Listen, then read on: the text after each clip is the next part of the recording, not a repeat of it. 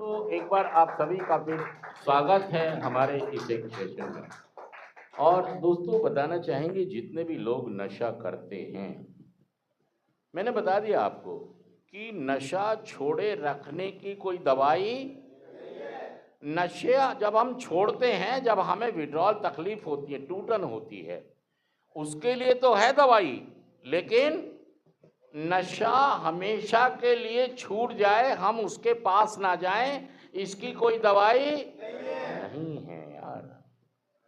ये एक साइकोलॉजिकल, एक मनोवैज्ञानिक डिजीज है, बीमारी है। इसका मतलब संसार में कोई जाना हुआ इंजेक्शन या टैबलेट, इसको हम अरेस्ट कर सकते हैं, वो भी ग्रुप थेरेपी के माध्यम से। मतलब संसार में ऐसे बहुत सारे ग्रुप्स हैं जो ग्रुप बना के नशा मुक्त जीवन जीते हैं। इन ग्रुप्स को हम कहते हैं नारकोटिक्स एनोनिमस या अल्कोहलिक एनोनिमस। और धरती के हर हिस्से में ये ग्रुप्स होते हैं। अगर हम इस ग्रुप का हिस्सा बन जाएं तो हम भी नशा मुक्त। बाकी कोई तरीका होगा तो मुझे नहीं पता। मेरे लिए, मेरे अनुभव में सबसे कारगर सिद्ध तरीका यही है कि हमें इस ग्रुप का हिस्सा बन जाना है। और आपके घर के आसपास भी आपको ये ग्रुप मिल जाते हैं, बहुत आसानी से मिल जाते हैं, बिना किसी खर्चे के मिल जाते हैं। कोई वो नहीं है, बस आपको समझना है यार। हमें बार बार नशा मुक्ति केंद्रों में मतलब अपनी मिट्टी खराब नहीं करवानी यार। नशा मुक्ति केंद्र बढ़िया काम कर रहे हैं, क्योंकि एक रोक कर आपको ब्रेक तो मिलता है ना, कि मुझे एक ब्रेक मिल गया, एक सोचने का जगह, एक काउंसलर, एक अनुभव, ये समझो आप। इसलिए हम इसका धन्यवाद करें। जितने लोग सेंटर में बैठ के बुराई करते हैं, गालियां बकते हैं, इनका नशा छूटने वाला, क्योंकि इनका व्यवहार बदलाव में नहीं आ रहा है। बदले की भावना नहीं रखनी, बदलाव की भावना रखनी है। सच कह रहा हूं, जुड़ कह रहा हूं, मेरी बात को ध्यान से सुने। सेंटर में रह के हम बदले की भावना में आ जाते हैं। सेंटर में रह के हमें बदले की भावनाओं में नहीं आना है, हमें बदलाव की भावनाओं में आना है। दोस्तों धन्यवाद करना है उनका जिन्होंने हमें यहाँ सेंटर का धन्यवाद करना है। स्वीकार फाउंडेशन का धन्यवाद कि उन्होंने हमें सोचने का, उन्हें संभलने का, हमें यहाँ बैठ के हम सुन पा रहे हैं। अगर यही बात मैं आपसे बाहर करूं तो सुनेंगे आप मुझे, मानेंगे आप मुझे? यहाँ पे चांस है कि कोई बुद्धि में बात, इसलिए ज़रूरी है सेंटर। हमारी एडिक्शन को ब्रेक देता है। और दोस्तों आज हम जो आपको बताना चाह रहे हैं कि भारत में कानून है। कौन सा कानून है? NDPS, नारकोटिक्स जो ड्रग्स हैं, साइकोट्रॉपिक। देखिए अगर हम भारत की बात करें तो भारत में चौथी बार इस कानून में संशोधन किया गया है। ये कानून कब बना है? कब बना है? 1985 में नारकोटिक्स का ये कानून भारत में संविधान में जोड़ा गया 1985 को। बहुत हालात खराब हो गए थे 1982 में जब एशियाड हुए थे, उसके बाद सिंथेटिक ड्रग्स। उससे पहले भारत में जो कानून था 1940, कौन सा कानून था? 1940 का ड्रग एंड कॉस्मेटिक्स। कौन सा कानून था?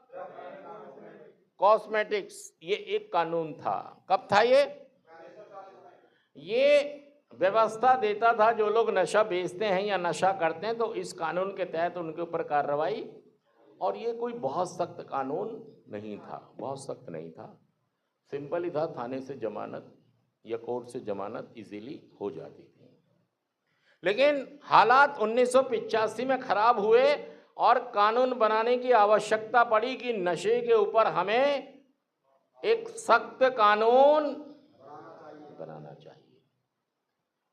तो दो तरह के जो नशे हैं, जैसे नारकोटिक्स और साइकोट्रॉपिक्स, इस विषय पे भी हम कभी बात करेंगे। एक तो होता है नारकोटिक्स, एक होता है साइकोट्रॉपिक्स। साइकोट्रॉपिक्स, तो इन दोनों के लिए कौन सा कानून बना? एनडीपीएस एक्ट, बहुत सख्त कानून है। 1861-85, 1961-85, 2061-85, 2761-85, ऐसी बहुत सारी धाराएं बनी। ये धाराओं पर भी हम कभी चर्चा करेंगे। जैसे इसमें क्वांटिटी होती है कि इतनी क्वांटिटी होने के ऊपर इस व्यक्ति के ऊपर ये वाली धारा लगेगी और ये करने पर ये धारा लगेगी। और इसमें 1985 के बाद 2, 3, 4 बार संशोधन हुआ। पहली बार संशोधन कब हुआ? 1989। फिर अगला संशोधन हुआ और फिर एक बार और संशोधन हुआ। देखिए, इसका मतलब ये है कि बहुत तेजी से चीजें बदल रही हैं। इस बात को समझें आप कि भारत के कानून को, संविधान को हर बार एनडीपीएस एक्ट में संशोधन करना पड़ रहा है। भाई साहब, ये मैं नहीं कह रहा हूं, ये आप गूगल पे जाके सर्च कर सकते हैं। एनडीपीएस एक्ट जो 1985 में बना और इसमें अब तक, और एक संशोधन अभी हुआ है रिसेंटली 2025 में। क्या लगा दिया गया है? मको का भी एनडीपीएस एक्ट में जोड़ दिया और पहला केस भी रजिस्टर्ड हो गया। जोरदार तालियां। सख्ती होनी चाहिए, सख्ती होनी चाहिए। हाँ जी, नशा बेचने वालों पर होनी चाहिए। मतलब हमारा काम तो नहीं है कि उनको जाके पकड़ने कुछ कह दें, हम तो भाई डरेंगे उनसे, तो पता नहीं माफिया लोग हैं। लेकिन सरकार ने ये काम और एक केस भी बना दिया है, तो 2025 में एक और संशोधन हो गया है। और दोस्तों, मैं ये बताना चाहूँगा, जितने लोग नशा करते हैं ये भी एनडीपीएस एक्ट के दायरे में आते हैं। इन पर भी एनडीपीएस लागू है। पीने वालों पर भी, अगर कोई आदमी गांजा पीता है, स्मैक पीता है, शराब पीता है, शराब पे तो खैर एनडीपीएस नहीं लगता है, लेकिन हाँ जी, नारकोटिक्स और साइकोट्रॉपिक दोनों तरह के नशे के ऊपर एनडीपीएस एक्ट।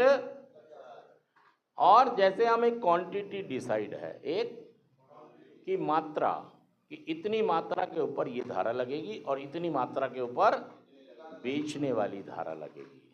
और दोस्तों, सही में हम अपने देश के साथ गद्दारी कर रहे हैं।